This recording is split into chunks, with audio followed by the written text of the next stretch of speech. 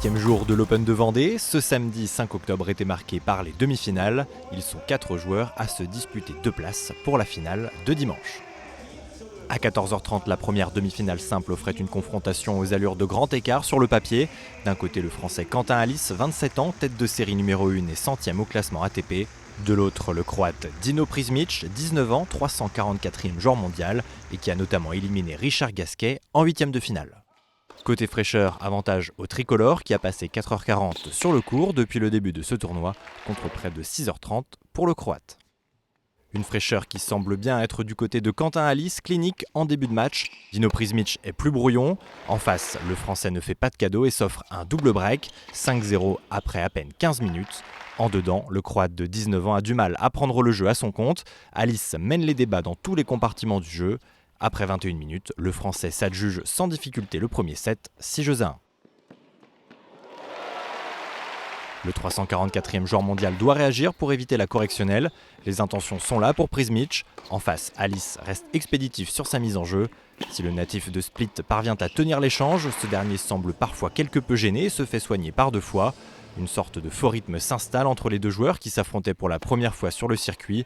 Le public du Vendée Space assiste tout de même à de superbes échanges. La domination est française et Halys vient de nouveau breaker Prizmic. Après avoir effacé 2 balles de match, le Croate doit s'incliner sur le service du Français.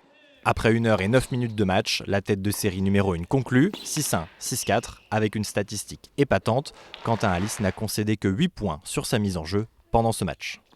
Très content, encore un très gros match. Des très bonnes stats au service, j'ai vraiment respecté ce que je voulais faire, je voulais être très agressif, aller beaucoup au filet. J'ai réussi à le faire aujourd'hui, donc c'est cool, je savais que je lui poserais des problèmes comme ça en ayant très peu d'échanges. Il a été assez nerveux et voilà, je lui ai fait faire des petites erreurs, mais moi en tout cas mon plan de jeu je l'ai respecté de A à Z, donc ça c'est vraiment cool. Je lui ai mis beaucoup de pression sur ses deuxièmes, il n'a pas du tout aimé, il a besoin de temps, il a besoin de taper des balles. Il s'est adapté vraiment au second, il a mieux servi, il a été un peu plus agressif. Mais avec mon style de jeu, voilà, comme je le dis, il y a peu d'échanges, ça va assez vite, donc pour lui qui aime bien prendre son temps, avoir du temps dans l'échange, je pense qu'il n'a pas vraiment apprécié.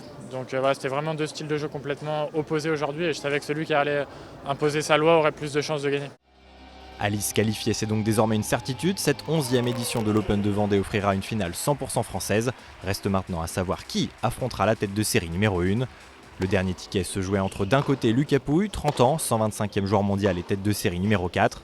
De l'autre, Harold Maillot, 22 ans, 107e au classement ATP cette semaine, son record en carrière, et tête de série numéro 2 du tournoi.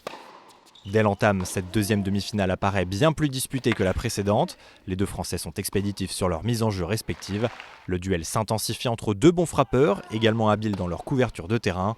Au moment de servir pour recoller à 5 jeux partout, Harold Maillot est poussé à la faute par Pouille.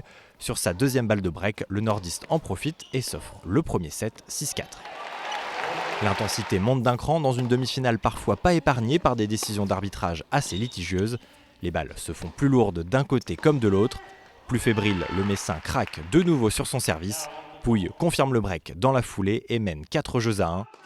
Maillot est de nouveau mis en difficulté sur son service et le concède une seconde fois dans cette manche. Double break pour Lucas Pouille qui s'ouvre alors un boulevard.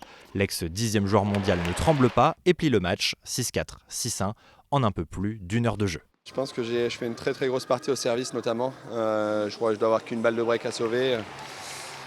Et je passe beaucoup de premières en étant très précis, en étant très agressif à chaque fois juste après. Et j'ai été opportuniste, voilà, je sais que dans les fins de set, c'est là où les joueurs ont tendance à se tendre. Donc j'ai réussi à le faire jouer à 5-4. Il y a eu ce jeu un peu chaud où il y a l'erreur d'arbitrage à 4 partout. Finalement, je le fais. Et là, je me dis, là, tu le fais jouer, quoi qu'il arrive, tu donnes pas un point. Et c'est ce qui s'est passé. Donc ouais, j'ai réussi à être performant à ce moment-là. Et à partir de là, j'ai senti qu'il avait pris un coup derrière la tête. On s'est joué plusieurs fois cette année.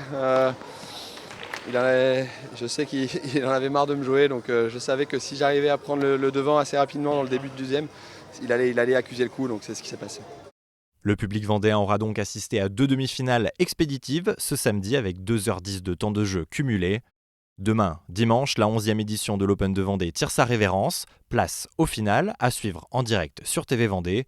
À 12h30, le Central accueille la finale du double. La paire danoise Holmgren-Ingildsen sera opposée à la paire composée du Brésilien De Moliner et de l'Américain Harrison. Enfin, à 15h, place à la finale simple entre la tête de série numéro 1, Quentin Alice, et la tête de série numéro 4, Lucas Pouille. L'un des deux hommes succédera à Julien Benneteau, le dernier Français à s'être imposé en simple à l'Open de Vendée en 2016.